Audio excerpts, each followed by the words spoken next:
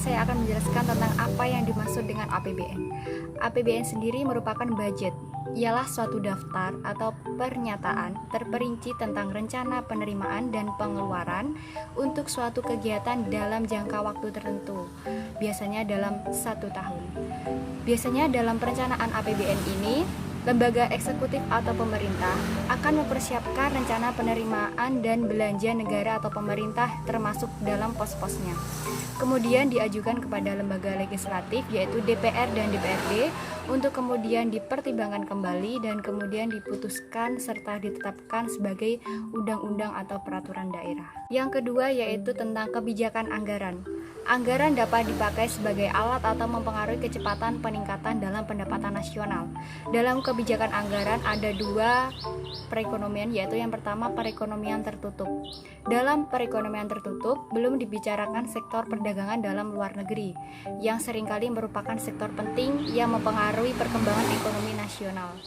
Dalam perekonomian tertutup ini ada 2 macam anggaran, yaitu yang pertama anggaran belanja tidak imbang, yaitu anggaran belanja tidak imbang biasanya dipakai sebagai alat atau compensatory policy atau counter cyclical policy.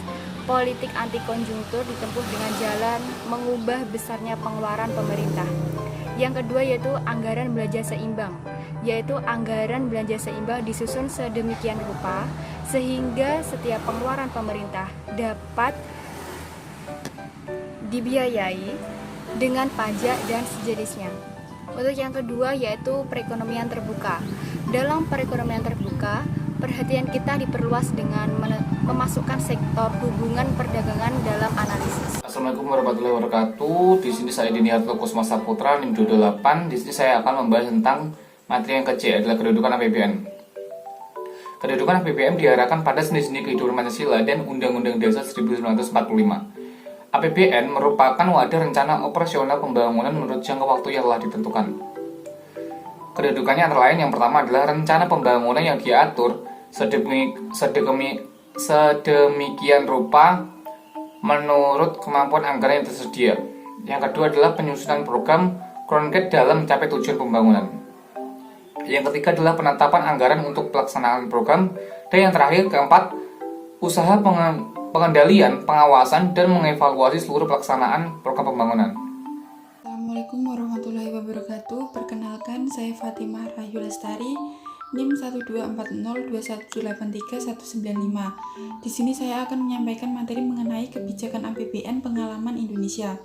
Dalam peranan anggaran pendapatan belanja atau APBN Indonesia dalam penyelesaian tugas pembangunan khususnya mengenai dasar dan faktor yang mempengaruhi penyusunan APBN serta bagaimana pengaruh dari APBN tersebut dalam struktur perekonomian di Indonesia.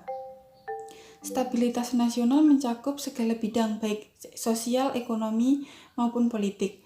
Adanya stabilitas tersebut untuk terciptanya mencapai pertumbuhan ekonomi yang sangat tinggi. Tujuannya dalam pembangunan ekonomi Indonesia serta landasan kebijakan pembangunan itu berperan dalam menentukan kebijakan anggaran, dan kebijakan anggaran tersebut akan mempengaruhi proses pembangunan ekonomi tersebut. Terdapat beberapa hal terkait kebijakan tersebut, terkait tentang pola anggaran, pendapatan belanja negara, pengaruh penarikan pajak, dan pengeluaran pemerintah. Selanjutnya, materi mengenai kebijakan fiskal. Asal mula dari kebijakan fiskal tersebut, kesadaran terhadap pengaruh pengeluaran dan penerimaan pemerintah belum lama muncul di dunia ilmu pengetahuan. Teknik mengubah pengeluaran dan penerimaan pemerintah inilah yang dikenal dengan kebijakan fiskal atau dengan politik fiskal. Pada tahun sebelum 1930-an, pengeluaran pemerintah dianggap sebagai alat untuk membiayai kegiatan pemerintah. Pajak hanya dianggap sebagai sumber pembiayaan pengeluaran negara dan belum diketahui pengaruhnya terhadap pendapatan nasional. Hal tersebut menjadikannya rendahnya pendapatan nasional yang semakin lesunya perekonomian. Jika timbul deflasi atau inflasi, kebijakan yang dipercaya untuk menanggulanginya kebijakan moneter lewat bank sentral atau kebijakan fiskal tersebut.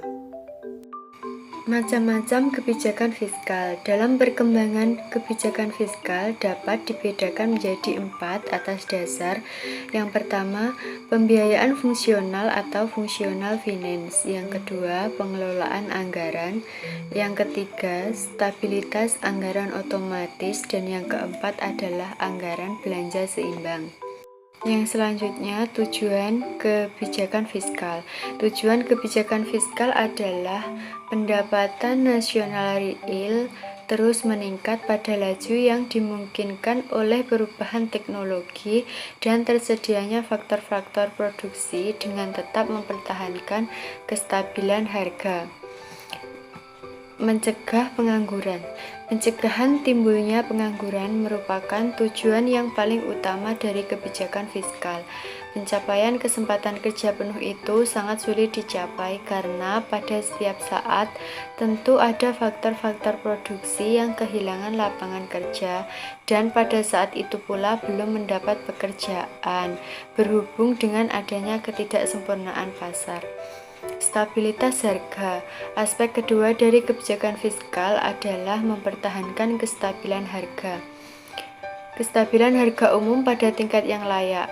Penurunan yang tajam dalam harga-harga umum jelas akan mendorong timbulnya pengangguran karena sektor usaha swasta akan kehilangan harapan untuk mendapatkan keuntungan. Bahkan keuntungan mereka justru semakin mengecil. Selanjutnya, investasi swasta dapat tidak ada lagi, lebih-lebih bila mereka mengharapkan harga-harga akan turun terus. Dan sebaliknya, harga umum yang meningkat terus juga mempunyai akibat yang tidak menggembirakan. Inflasi memang dapat menciptakan kesempatan kerja penuh dan memberikan keuntungan kepada beberapa kelompok orang, tetapi juga mempersulit kehidupan orang-orang yang berpenghasilan rendah dan terutama untuk berpenghasilan tetap. Saya Wahlul Merita NIM 223 akan menjelaskan tentang konflik antara stabilitas dan kesempatan kerja. Dalam dunia usaha, untuk mengoptimalkan tujuan stabilitas harga akan menimbulkan efek samping, yaitu mengurangi kesempatan kerja atau bahkan menimbulkan pengangguran. Dalam mengatasi pengangguran tersebut sering dibarengi dengan adanya laju inflasi yang semakin meningkat. Hubungan antar keduanya tersebut dapat digambarkan dengan kurva Philip. Dalam kurva Philip tersebut menunjukkan hubungan antara tingginya laju kenaikan harga dan tingkat pengangguran. Tingkat inflasi akan menurun jika diikuti dengan tingkat pengangguran, dihitung dengan jumlah angkatan kerja dan tingkat inflasi yang didasarkan pada indeks harga barang konsumsi. Kemudian yang selanjutnya yaitu kaitan antara kebijakan fiskal dan moneter. Kebijakan moneter adalah kebijakan yang ditempuh oleh pemerintah untuk mengurangi kestabilan ekonomi dengan pengkitaan jumlah kredit atau dengan memperlonggar perkreditan yang diberikan oleh bank umum. Biasanya, bank sentral sangat berperan dalam mengurangi jumlah uang yang beredar dengan mengubah tingkat bunga atau membeli ataupun juga menjual surat berharga. Sebaliknya, jika perekonomian mengalami inflasi, pengeluaran investasi dan konsumsi akan diberikan dengan politik pasar terbuka lewat penjualan obligasi negara, sehingga dapat menyerap uang yang beredar akan mengurangi daging bank-bank umum yang selanjutnya mengurangi kredit dan jumlah uang beredar.